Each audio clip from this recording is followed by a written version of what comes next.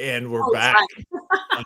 So Memorial Day weekend, you gave me a little homework assignment and um, about we're going to talk about it, but it took me down memory lane. So I think our theme music has to be. We had joy, we had fun, we had seasons in the sun, but the stars we could reach. How was your Memorial Day weekend? Well, I planned on having a very quiet Memorial Day weekend, and Oh, you're so lucky. You got to ride in an ambulance, didn't you? no, I didn't get to ride in an ambulance, but close. So, yeah, I had an unexpected Memorial weekend. Memorializing I'm still alive. Who wants a boring, flat, level Memorial Day weekend? I mean, how dull is it just that we always see things flat and level? Why not, tilt things to the side? Well, it all started on Friday morning when I tried to teach my class and I couldn't read the first PowerPoint slide I put up because I was actually it started Thursday night and I was not feeling good. I taught all day. I felt fine. I did our show on Thursday night. I was fine. And then I kind of started feeling bad. And I noticed that I was sort of walking to the right like a crab. Running into I knew what I was saying, but I noticed one of your eyes was kind of that way and the other was kind of going that way. But I just thought it was the light. That was awful. And then, so I went to bed to try to shake it off, right? I went to bed around 8:30 and I woke up and I thought, oh, I'll take a bath, but I wasn't feeling good. Still kind of walking to the right, but I thought, oh, I can still teach. So, thank God I had a co-trainer, but I said, let me try it. And the first PowerPoint slide I put up, I couldn't even see it. So that's when I was thinking that maybe I had a stroke or something. And what did you promptly do, Peggy? It's important. This is life-saving stuff. You think you might be having a stroke. What's the first thing you should do? Probably do that test, right? That they did on me. What did you do? I laid down and I was just, Paul was up at the cabin. I thought I could sleep it off, right? And then I canceled a couple things I had to do on the weekend, my writing class, and I have a friend, Liz Inslee, you know her too. And she said, get your ass to the doctor. But it was 3:00 by then. So I called the doctor because I knew what the doctor was going to say is go to the ER. So Paul got home about 4 and he took me to the ER. And they kept trying to put me in a wheelchair and I kept saying, no, I'm fine. But I was like almost knocking the people over. They have a new system now in ER where, they call you back, like they do a blood test, then they put you back out in the waiting room, then they do a brain scan, then they put you back out in the waiting room, then they do an EKG and another brain scan, then they give you medication. So I was going in and out of that place, every hour. It's about 6 hours, I guess. And shout out to Mercy General because they were the most incredible staff I've ever encountered. It was not a fun experience, but they were amazing. And I'm actually going to spend some time with that evaluation or the feedback, customer feedback. A couple things happened. I was diagnosed with vertigo, and I never want to wish that on my worst enemy. It was and very short-lived. I mean, I started to feel better, but I slept the whole entire Memorial weekend. So that really kept me out of trouble, Were you having vertigo when you ran over that little girl in Hawaii? I did not run over a little girl in Hawaii. What are you talking about? In the airport. Didn't you run over some little girl on the plane or something? No, I didn't run over somebody. I thought it was my grand. That was when everybody was COVID mask, and we were going to Hawaii with my daughter and her kids, and I saw this kid, and I ran over to hug him. It wasn't my grandkid. Oh, that's so classic. It was someone else's grandkid. So they're in therapy. I fell because I hugged him so tight it fell over. Kind of pulled a Biden today. Oh, that's just classic. Yeah, that was lovely. So, again, just really, really, really Grateful for my sobriety because I don't, I don't know. I maybe I thought that would have been I was drinking too much or something. But so a shout out to those out there that really have bad cases of vertigo. I've tried to talk myself into having it all week, like just a little move of my head. Oh, I have it again, right? So gotta lay down. But I think part of it is I've only had maybe a dozen people say, "Hey, Peggy, maybe you ought to slow down a little bit." I have no problem with that, just suggestive thoughts like that. I mean, just the other day when you told me that you were having vertigo, I almost wrecked the truck because obviously I started tilting myself just with every symptom. I started, I could feel pulse racing, my arm was going numb, and it's awful. I can talk myself into anything, or other people can do that to me. True story, though. Last story about the hospital is there's a lady that was brought in on a gurney by, an ambulance, and she was, Yeah. every other word was the F. It wasn't me. Every other word was the F word, and F this place, and let me out of here. And she, ripped off her restraints and ran out the door. And I heard the EMT say, "Oh well, she's just gonna go home and drink some more and come back." And if this was 4 years ago, I honestly would have said, "What's wrong with that lady?" And this time I had a lot of compassion for that person. Just There that, was YouTube. I had a memory. I don't know, but back in my early days of, well, before I got sober, but watched videos of police officers that got pulled over for DUI. And I don't know why. There's a bunch of them, and the other day I actually watched a couple of them. Just it was like going down memory lane. the police officers It was off duty. They were off duty, Oh. but police and you could just there's, like you said, it was a what is it? What are they thinking? What an idiot!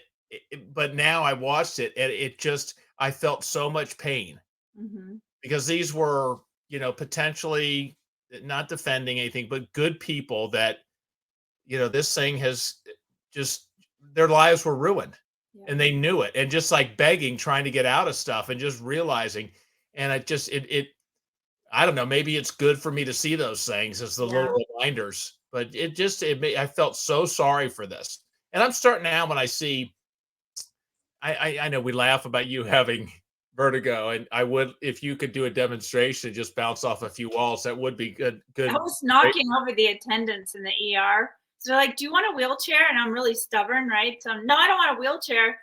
And he's like, "Stay in your lane," because I would just walk this way and almost knock the guy over. How many times did you blame Paul for I didn't blame him this time for my vertigo. I think just because he was up at the cabin, I really couldn't do it. Yeah. So yeah. Have you I ever didn't blamed even let him stay. It was just interesting staying in there. Have you ever blamed him for other things that he's possibly not guilty of? No, he's been guilty for all of them. Uh-huh. So, Memorial Day weekend, for me, I mentioned this, I think, when we were talking before, but it is the weekend of triggers. It's the weekend of relapse. I love to boat, and I go to, but my favorite place to be, which is on the boat in the little marina, and these aren't fancy. This is just, but that's also my favorite place to be. Is also the hardest. It's the most triggering place to be because every tune it's Jimmy Buffett. Everything is steel drums, and everyone around. But that's where I love to be on the water. I love to do that, but it's also one of the toughest things. But that weekend is brutal for it. Everyone's getting for a lot of people out. Yeah, it is the biggest. It's the biggest relapse weekend of for US. It's the beginning of summer, and we just totally associate having fun with drinking. Hey, we paid our dues. Winter's over. It's time to celebrate. Mhm. Yeah. What better way? And every commercial that's out there is telling us, here's what you need. Yeah, it's really sad when you go to meetings, all the Zoom meetings, on Tuesday morning, Monday morning, Tuesday morning, lots of people relapsing after some significant AF time. So I think it's, Why, I just, why do you think that number is so high? What are people, what's I happening? just think there's a huge association between the two. I mean, it is like you said, it's the beginning. It's our US's opening of summer and all of that. I mean, there's a lot of underage drinking Memorial Day weekend as well.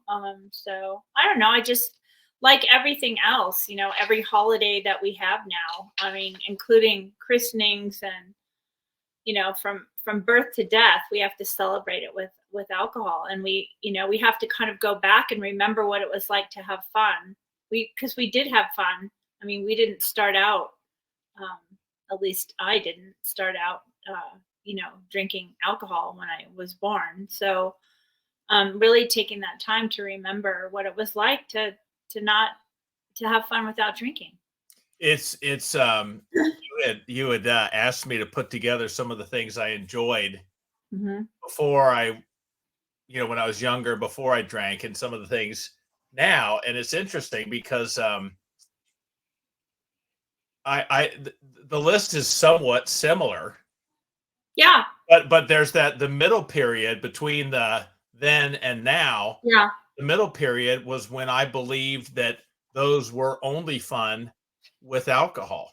And I had to, for me, there were certain things that I did this weekend to get through that I no longer consciously choose. hmm, I was with accountability, people that know what's going on. Didn't think to do that. It's just that's what's now the norm. hmm, I packed coolers ahead of time, and before going out on the boat, I made sure I had my diet Pepsis, my ice, my snacks, all these things. I didn't before. That was a planned, when I first got sober, that was a planned routine. Hey, make sure you have plenty of non-alcoholic drinks with you. Now that's just what I do. yeah, So I no longer am focused. I'm doing the things that help me get through that weekend without drinking, but now they're just I don't do it because of that reason. They're just my new norms. yeah, I whether it's emptying my tank, which is de-stressing however you can. For me, um, mowing the lawn, it takes me about an hour and a half, and that burns off a lot of the stress. And the first when I first got sober, I did that on purpose because it made me less I need a drink. It took away mhm, a lot of that, burned that energy off. Now I do it because it makes me go into the weekend more enjoyable, having all that behind me and the stress is burned off and all those kinds of. So I'm doing the right things, but I'm not consciously doing it because of, right. to protect my sobriety. They're just on autopilot taking care of that for me. Yeah, I think early sobriety. What helped you in early sobriety? You're talking about you're talking about the things that helped you in early sobriety, but now you just do them automatically. Yeah. Yeah, I mean, including planning ahead, have your own. I planned for boredom. I Yeah, plan to not be bored. yeah. Have your own party. Choose to have Well, your own party. if the early sobriety, if someone said, "Hey, just so you know, your car's on fire out in the front street," you would be running around and trying to get a hose and call 911. You probably wouldn't be thinking, "I need a drink. I need a drink." Your mind would be so occupied with what was Mhm. going on that even at that point, I probably wouldn't be, while that was going on, be thinking about alcohol. That's a crazy, exaggerated analogy. But the opposite end is when I got home and said, "Okay, what am I going to do? I'm not going to drink tonight. I'm not going to drink.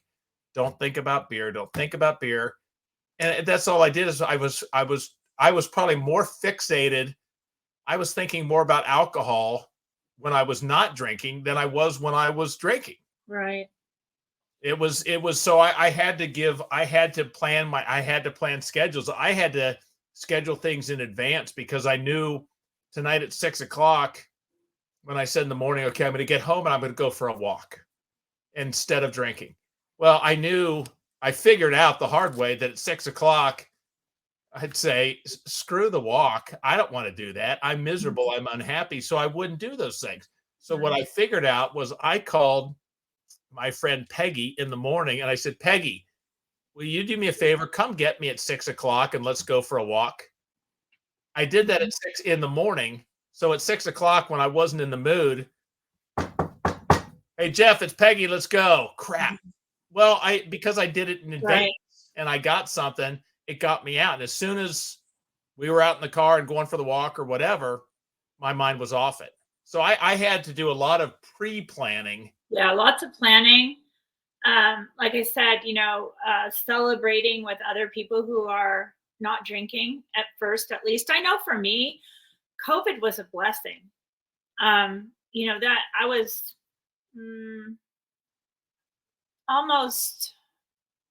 I was 10 months. Because Paul had to wear a mask? No, 10 months sober, and nobody could go anywhere. You couldn't socialize.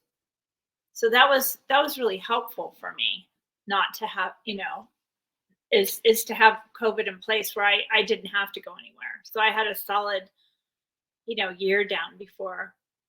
But for me, who was a private drinker, if you told me, hey, we can't, you can't go out and socialize, you have to stay home alone, that would have been, that would have been. Yeah, well, I mean, I have very different circumstances. I was going to lose my family if I drank again. So I always had that.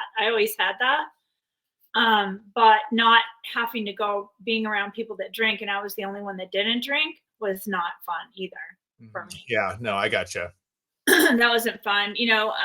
Celebrating with others in recovery, saying no to just not go. It's one of the biggest gifts of self-care that you can give yourself, is just not to go. And you don't have to not go forever. You just have to not go until you turn into what you are now, where it's just automatic.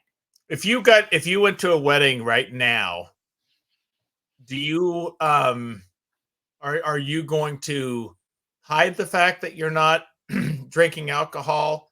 Are you going to proclaim it to everyone, or are you going to be just kind of in the middle? No, I'm just, remember when you and I met? We met in October of 2020, I think. Yeah. Right when we were able to go out. I think we still had to wear masks or something. But one of the people that we were with, probably get busted now and find a horse head in my bed. But one of the person, we were talking about getting dessert, right?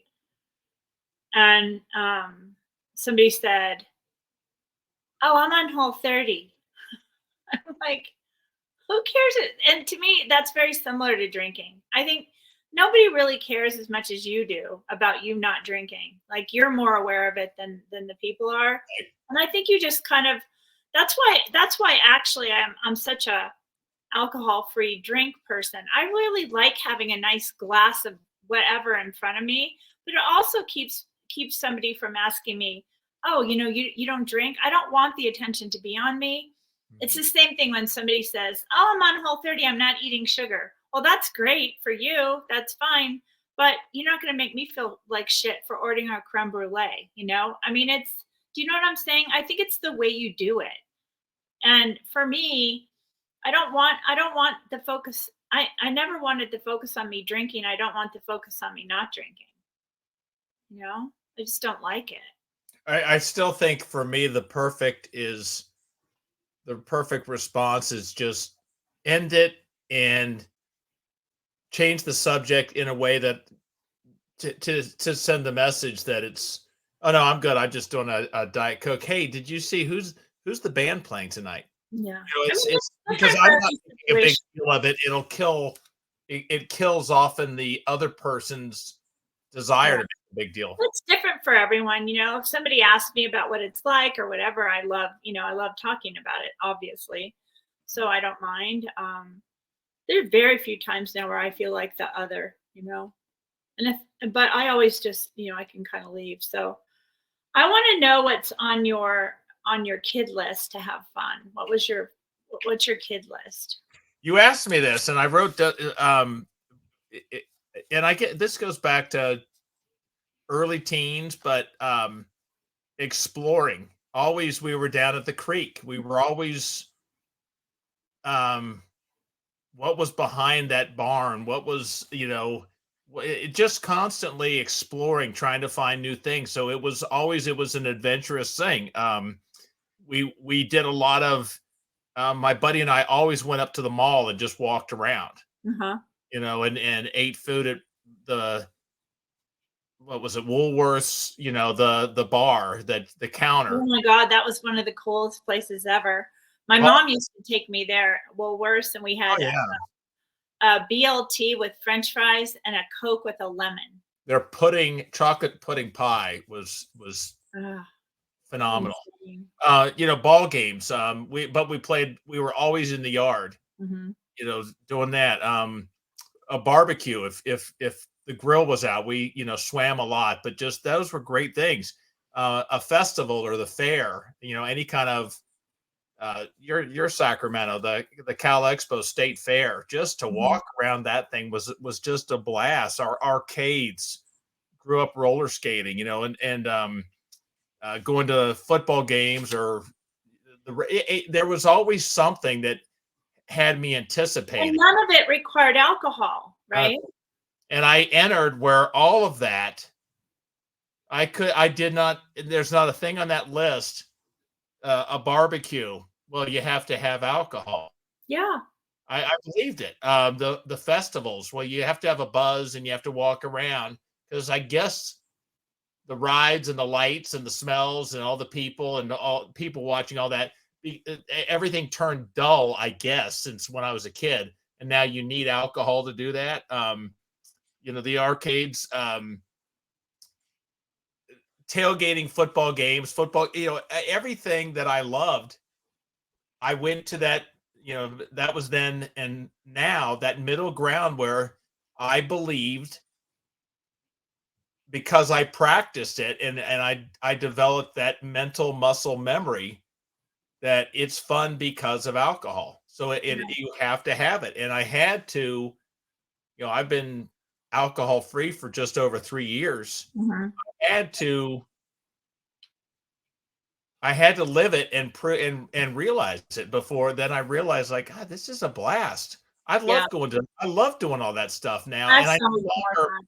and that's the miracle. I no longer think about it like, oh, but I won't be drinking, or it'd be more. It's almost gone. It's just It's really cool. ever. I For really those that are excited about struggling, that, for really honestly, I think, I remember being almost 4 years ago, looking at people that had a track of sobriety and saying, "Oh my gosh, I want what that person has. I want to not be thinking about alcohol. I yeah, but can't." I didn't think possible. I And thought I'm gonna always be. They can quit it, but I'm always gonna be missing out. I'm always gonna think that this. I'm always gonna be wishing I had alcohol. it took me a The couple of amount that I years. drink. Yeah, It took me a couple years. What else is on your kid list? I just read off 15 of them, but the exploring. We were just always. It was discovery. I think now it's interesting, because I look at what I like today. Now I still love to explore, but I prefer to do it from a vehicle. It was today, saw some customers in West Virginia, and I saw these towns that, um Weirton and all these different, that I thought, they're just old steel towns, and down by the river. And the thought of it would be so great to explore and see all that history, and what was love to do that. Um, going to the mall. Well, maybe now it's kind of the shops are fun Mhm. to do, but just walking around, people watching is a blast.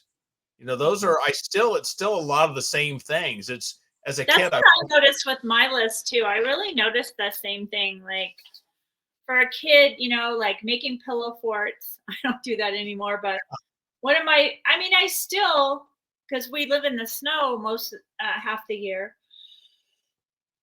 pretending to smoke when it's cold outside. yeah, bike riding, putting baseball cards in the spokes of my bike, coloring, camping, floating down the river at Yosemite, s'mores, swinging as high as I could go, bubbles, running, trampolines, going outside to play until dark. You're such a dork. What? Costumes, dancing. I like this one, playing the Beatles' Rubber Soul album over and over again in my room. And my favorite one was, well, playing Brian Wilson's In My Room over and over again and dreaming I was Mrs. Wilson. Aw. And camping and summer romance. Remember just falling in, wherever you went on vacation, you like had this summer romance, and it took you till like day 7 to get together, and then you wrote a couple letters to each other and read every word, and then it was that was ghosting, a different kind of ghosting, right? Mine it was an imaginary girlfriend. That was the only time I ever did that. The only really almost all of those things. I love to dance, I love to swing. I love watching my grandkids have the same kind of fun that I had, those kind of things. And most definitely not trampolines. I did try that last year, and it's not pretty when you're my age. Without depends, it just doesn't work. Oh God. There's just there's the de-jiggling period where it still takes a little while till things finally settle. It's a longer. That was not good.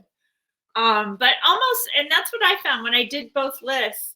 I agree with you. I mean, it's like I do all the same things, a lot of the same things, maybe enhanced, right? Yeah. Like I don't camp anymore, but I'll stay in a hotel, right? So But it's the same thing. It's a different place. It's Mhm. different sensations and smells, and you're giving yourself different. The 3-day weekend, Memorial Day, I read somewhere when I was doing research for this, and it said, one of the reasons it's a big relapse day is because you have an extra day to recover. Well, I don't have any recover days anymore. So I have like at least a third of my life extra now. Yeah. Right. Oh, I mornings were. I didn't do anything constructive. There was mornings were just sit and. Or evenings, for God's sake. Like I worked, maybe exercised, and after my wine, I didn't do anything. Mm-hmm. Right. I mean, I found that I was then bummed because it's like we're going to go down and do something, and I didn't want to stop drinking. It became, even when I was, before it turned bad, it owned because I couldn't separate from it. And there were times where, hey, we're going to do this. It's like, God, I wish I didn't have this, this heavy buzz that I have right now, because I wish I could turn the switch off. I had regrets even early on, wishing, it was like I wanted to, alcohol was, I wish I could have the one beer buzz and then turn it off and then start again. Unfortunately, it's not how it worked. And it took it, once that first one was done, it was over. And really, honestly, and probably end it in a couple minutes, but that really, once you really understand what it does to our bodies, it's really hard to justify putting it back in.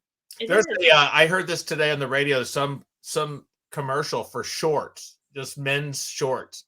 And in the thing, he says, they're so comfortable. I can, they're dress khaki shorts, but they're great for, I can even working out and I heard the commercial a couple times say, or riding my bike to the bar. That's the line in this commercial for these shorts, for working out or for riding my bike to the bar. And I thought, did I hear that right? That's. Yeah, but we, as alcohol-free people, zero proof experiences. Oops, the other side, zero proof experiences. It's the vertigo. It's the vertigo going again. Is that we can go to a bar. We can go to the Sands bar in Austin. It's an alcohol-free bar. I love when you talk about the same fun that we had as kids and same fun we have as adults.